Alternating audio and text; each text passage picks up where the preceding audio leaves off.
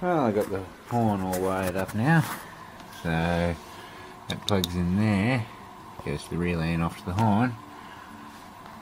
That one's for the aircon, that calls for aircon. Well, I'm going to leave that the way it is for now, until the aircon's remade. I'll neaten it up.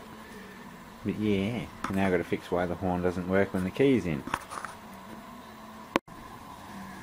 Well, there's the new horn loom. That comes out there, runs across to the horn.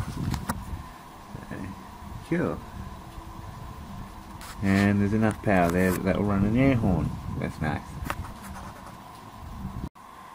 Well, the horn's only working like when the key is there. Then relay clicks. I've got the horn unplugged so it doesn't make noise all the time. But that's working. If I turn the key to there, still working. If I turn it to still working, not working anymore. It's not even on number 1 yet. That's number 1. So I figure it's got something wrong with the earthing of it, and it's using the steering lock as an earth. So I'll have a look underneath there. Oh, I just stuck my head under here. You look at the contacts for the steering.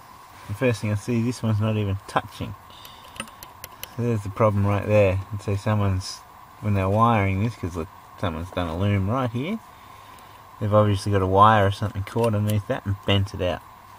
And the horn don't work. So, oh well, I'll bend it back and the horn should work. Oh, well, that's fixed now. Just bent it. They did a real number on it. They even cracked it up here. It really does need a whole new little unit, but that seems to work. Got good pressure on it. And with the key on, the horn works. So that's that fixed. Now on to other things.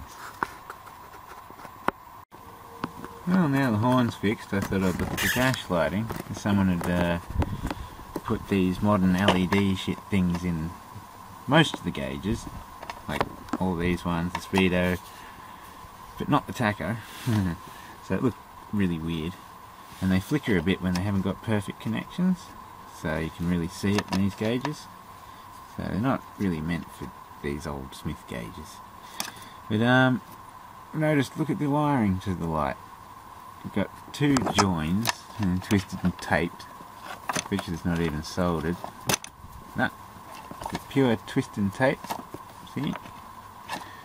And then back here, they're soldered on wires for a module to convert the Speedo for the new gearbox sender. This one they haven't even taped properly, and the tape slipped back, so it's a bare connection just sitting back in there. They've just put a bit of tape on the negative, but they've done these ones properly. It's the actual transducer. So, but there's something else that has to be fixed. Yay. Oh, and also, I found that's actually a fibre optic cable that they've decided they don't know what does. They've put a cover over it and hidden it back here. That's actually for the key that lights all this up.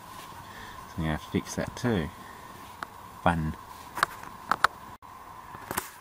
Well, I managed to salvage that fibre optic cable, as you see. Normally it destroys them when they're bent over, but if you're careful you can get them good again. So otherwise you've got to shorten it, but then you lose the end bit and then they don't sit in properly. And I've got the fibre optic generator working nicely now too, so everything's lit up good. If I put my finger over the light on the camera you can see. There's that one. That one's lit up. And the ones down here are lit up. Camera never shows dash lights up good, but yeah. Now I can put the cover back on this and that should light up too. Cool. Well, that's back together and it works too. So I'm gonna have the camera pick that up. Try to get my finger out of the shot. It doesn't really pick it up, but yeah, that's done. Cool. Well, I got all these gauges to their standard dullness. So if I put a finger over the light, you can see they're all standardly dull. That's the way it should be. So, cool. Now I just got to sort out the wattages for the two main ones, because they take two different types of sockets. So normally that's either a 6 watt or a 4 watt. And that's either 5 watt or a 3 watt. So I've got to work out which ones balance the best.